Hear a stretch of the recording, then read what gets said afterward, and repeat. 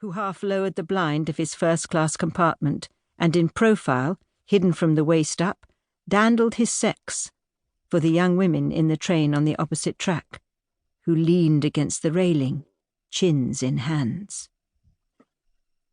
The guy in a cinema ad for Peck Vaisselle dishwashing liquid, cheerfully breaking dirty dishes instead of washing them, while an off-screen voice sternly intoned, "That is not the solution."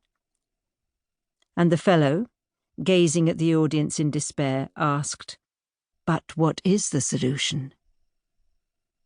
The beach at Aronis-de-Mar, next to a railway line. The hotel guest who looked like Zappy Max. The newborn flailed in the air like a skinned rabbit in the delivery room of the Clinique Codéran Pasteur. Found again half an hour later, dressed and sleeping on his side in a little bed, one hand outside and the sheet pulled up to his shoulders. The dashing figure of the actor Philippe Lemaire, married to Juliette Greco.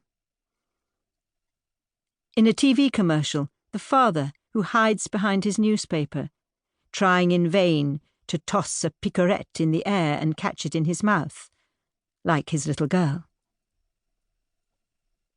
The house with an arbour of Virginia creeper, which was a hotel in the 60s, number 90A, on the Zattere in Venice.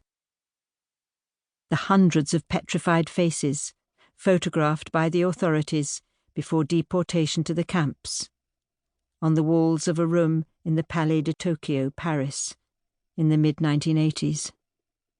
The lavatories, built above the river in the courtyard behind the house in Lillebonne. The feces mixed with paper gently borne away by the water that laps around them. All the twilight images of the early years. The pools of light from a summer Sunday. Images from dreams in which the dead parents come back to life and you walk down unidentifiable roads. The image of Scarlett O'Hara, who kills a Yankee soldier and drags him up the stairs, then runs through the streets of Atlanta in search of a doctor for Melanie, who is about to give birth. Of Molly Bloom, who lies next to her husband, remembering the first time a boy kissed her, and she said, "Yes, yes, yes." Of Elizabeth Drummond, murdered with her parents on a road in Lures in 1952. The images, real or imaginary, that follow us all the way to sleep. The images of a moment, bathed in a light that is theirs alone. They will vanish, all at the same time, like the millions of images that lay behind the foreheads of the grandparents, dead for half a century, and of the parents, also dead. Images in which we appeared as a little girl, in the midst of beings who died before we were born.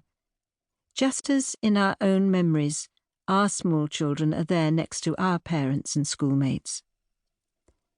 And one day, we'll appear in our children's memories, among their grandchildren and people not yet born. Like sexual desire, memory never stops. It pairs the dead with the living, real with imaginary beings, dreams with history. Thousands of words will suddenly be deleted, the ones that we used to name things, faces, acts and feelings, to put the world in order, make the heart beat and the sex grow moist.